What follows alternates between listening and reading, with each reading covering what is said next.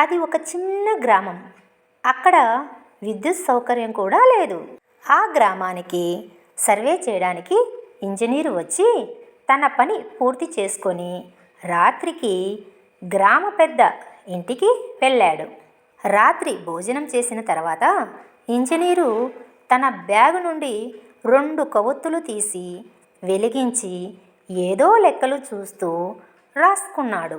తర్వాత ఆ కొవ్వొత్తులు ఆర్పి మరో 2 కొవ్వొత్తులు బ్యాగు నుండి తీసి వెలిగించి ఏదో పుస్తకం చదవసాగాడు. అది గమనిస్తున్న గ్రామ పెద్ద, అయ్యా, ముందు వెలిగించిన కొవ్వొత్తుల వెలుగులోనే ఈ పుస్తకం చదవచ్చు కదా, దాన్ని ఆర్పి వేరే దాన్ని ఎందుకు వెలిగించారు అని అడిగాడు.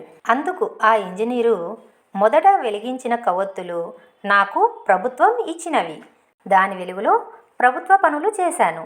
ఇప్పుడు నా సంతోషం కొరకు నా కొవ్వొత్తులు వెలిగించి చదువుతున్నాను అన్నాడు.